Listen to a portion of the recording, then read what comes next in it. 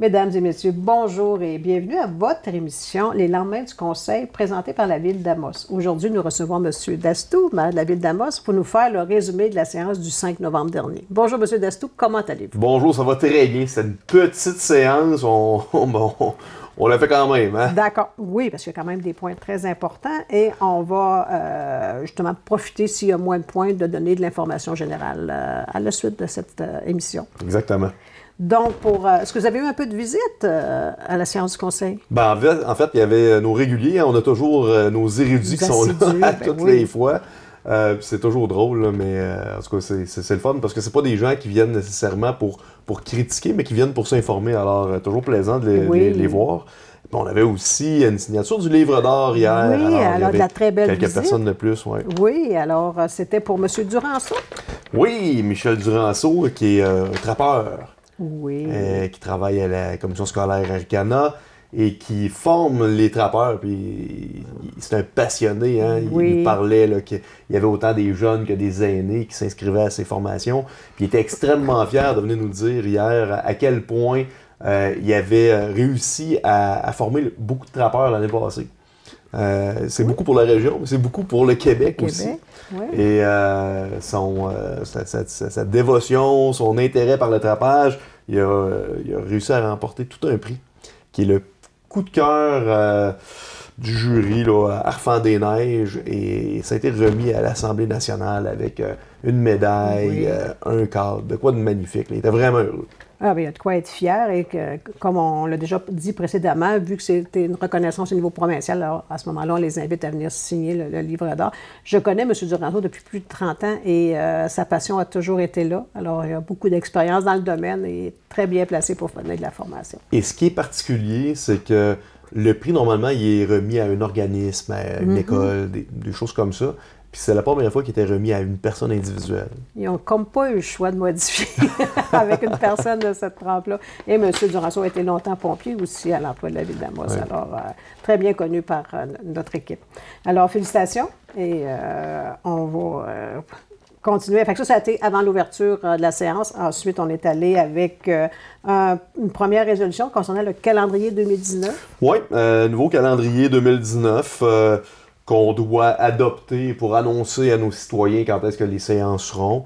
Alors, il y a toujours la fameuse rencontre à Saint-Maurice qui sera le 21 mai. En 2019, parfait. En 2019. Alors, les séances, c'est la première et troisième lundi habituellement, là, sauf lorsqu'il y a des congés fériés, sauf en janvier, juillet et août, il y a une séance par mois pour permettre de vous reposer un petit peu. Se reposer? Ah non, pas le temps de se reposer. Non, je parlais des citoyens. Ah, OK! On est en vacances, on a moins de temps de venir vous voir. Donc. Alors, on fait un peu moins. Ça nous permet de prendre une petite période pour, justement, de toute façon, c'est moins achalandé aussi, puis il y a une période de vacances qu'il faut tenir compte. Alors, mais vous êtes toujours disponible, je sais, même si c'est férié, je sais que vous êtes là. Ensuite, on parle de contrat de fourniture de sel de rue. Oui, l'hiver s'en vient, hein? C'est important d'avoir du sel. Là. Oui. Vous êtes tous conscients de tout ça. Juste pour vous mentionner que c'est Gabriel Aubé qui avait le contrat l'année passée, c'est encore lui qui l'a cette année. On a fait un appel d'offres, il y a eu un soumissionnaire. Quand on a juste un soumissionnaire, on a le droit d'aller négocier avec l'entreprise ou l'entrepreneur quand le cas nous semble déraisonnable. Fait que souvent, les gens me disent « il y avait juste un soumissionnaire, ça peut-tu arriver que ça fasse gonfler les factures?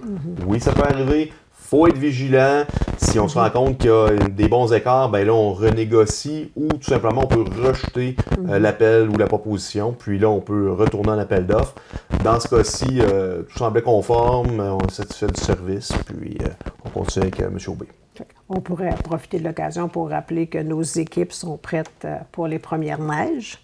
Oui. Alors, le ministère des Transports a fait une belle sortie la semaine dernière en demandant aussi à la population est-ce qu'ils étaient prêts, eux autres aussi, aux premières neiges. Alors, les pneus d'hiver, les équipements qui sont enlevés dans les rues pour les équipements sportifs qu'on retrouve souvent, on enlève ça et nos équipes vont être capables de déneiger dans le meilleur temps possible. Donc, conduisez sécuritairement, c'est l'hiver.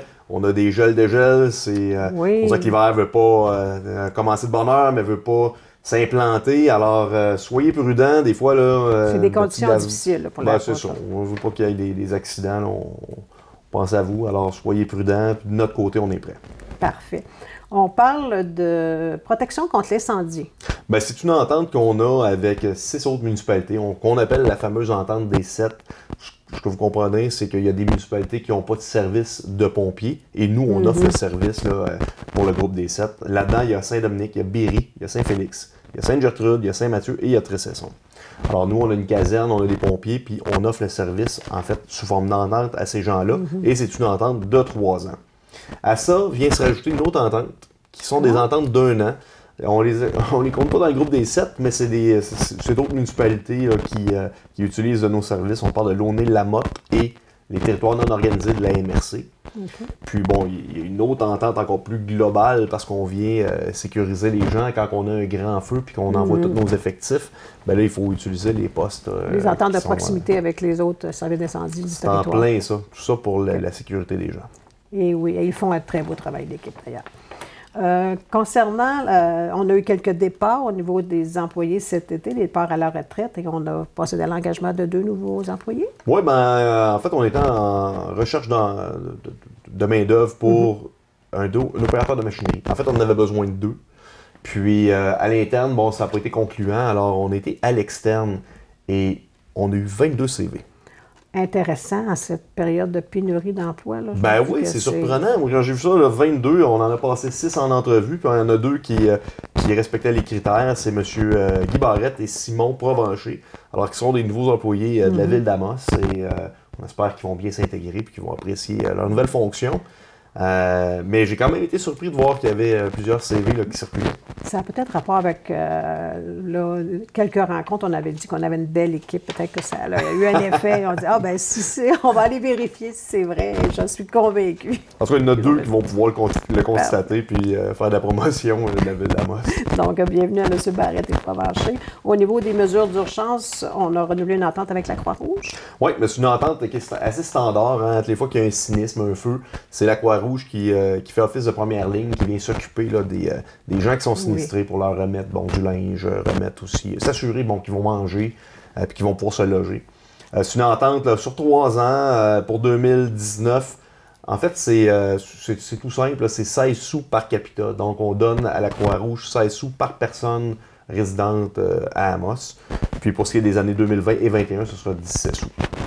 Et en plus de ça, on a le service des incendies qui fait des belles campagnes de financement là, par la vente de garage des pompiers. Alors, tous les profits vont à la Croix-Rouge et ils collaborent aussi là, à la campagne là, de porte-à-porte.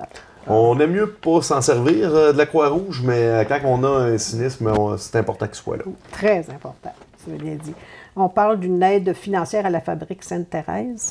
Oui, vous savez, à la cathédrale, il y a des petits problèmes. Là, il y a de l'eau qui coule à l'intérieur. Donc, on leur a octroyé une aide de 5 000 $ d'urgence pour faire une intervention. Ça provient de l'entente de développement culturel. C'est pour du maintien d'actifs.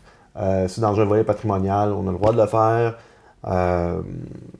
On sait qu'il y a des travaux majeurs à faire à la cathédrale. C'est un gros projet. Il y a la Fondation Héritage qui travaille à boucler le financement. Il y a des ingénieurs et des équipes qui s'activent présentement pour s'assurer que les travaux qui seront faits seront les bonnes interventions. J'espère qu'on va pouvoir réaliser les travaux là, le plus rapidement possible. J'espère que la population va s'impliquer. Et je vous le dis, là, la cathédrale, c'est un monument historique qui est important pour la ville d'Amos, qui est important pour la MRC, mais qui est aussi important pour la région. Ça nous fait une certaine notoriété. C'est attractif au niveau du tourisme et de la culture. Oui, effectivement. Alors, ce serait vraiment dommage là, que le bâtiment soit laissé pour compte puis qu'on finisse par l'échapper. Je vous le dis, c'est un projet qui doit être réalisé rapidement et j'espère que la Fondation Héritage va réussir à aller chercher le financement escompté. Parfait. Ça faisait le tour de la séance du Conseil du 5 novembre dernier. Alors, d'ici l'hiver, le 21 décembre, il nous reste seulement 3 séances du Conseil. Alors, ça va aller vite. Après ça, désolé, c'est la période des fêtes. Ouais. Alors, vous allez devoir vous absenter quelques jours. Et sinon, on peut continuer avec le stationnement du 1er novembre. Oui, oui. Stationnement de nuit. On peut mentionner là, que le stationnement de nuit, là, depuis le 1er novembre, là, vous ne devez pas laisser vos voitures. Je sais que les gens me disent oui, mais M. Lestou, il n'y a pas toujours de la neige, tout ça, mais c'est beaucoup plus simple pour nous là, qu'il n'y ait pas de voiture là, quand on veut déneiger. Oui, parce que des fois, on a des surprises. À 10 heures, on peut avoir, en soirée, on peut avoir une bordée de neige inattendue. Donc, c'est important de respecter.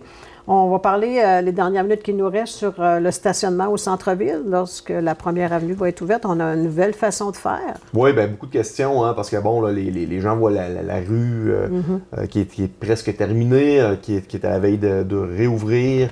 Et effectivement, il n'y a pas de lignage comme tel pour les cases de stationnement. Il n'y en aura pas pour l'hiver, là, on s'entend. Là. De toute façon, la neige les aurait recouverts. Oui, ben, c'est ça. Fait qu'on va ligner seulement là, au printemps. Mais sachez qu'il n'y a plus de parcomètres au centre-ville. Alors, il y aura une nouvelle façon de contrôler les véhicules. On va produire une capsule qui sera... Une capsule vidéo, justement, pour expliquer. C'est difficile d'expliquer en mots, en images. Donc, avec la collaboration d'un partenaire, on va faire une petite capsule qu'on va vraiment expliquer aux gens le nouveau fonctionnement.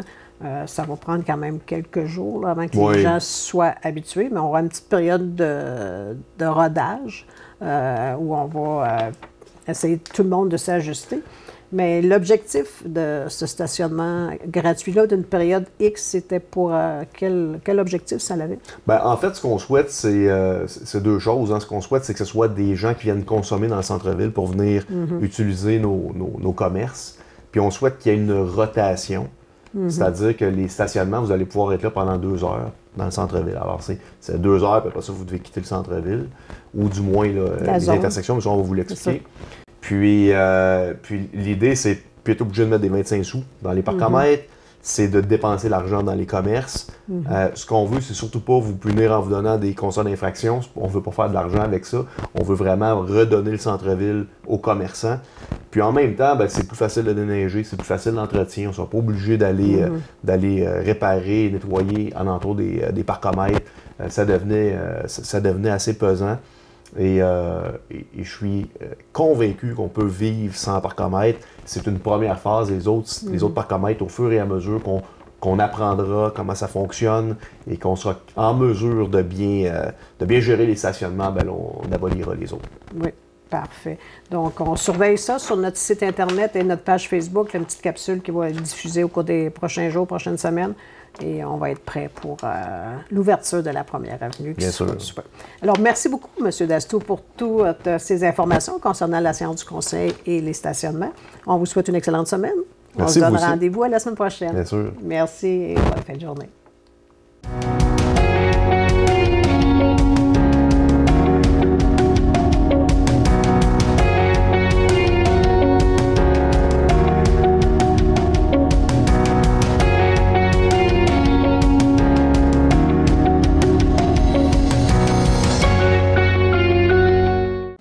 Pour des images aériennes de tout genre, pour la vente de votre maison, de votre entreprise, de la promotion touristique ou événementielle ou pour tout autre besoin, pensez à Imagerie aérienne SV, fier partenaire de TVC7 Abitibi.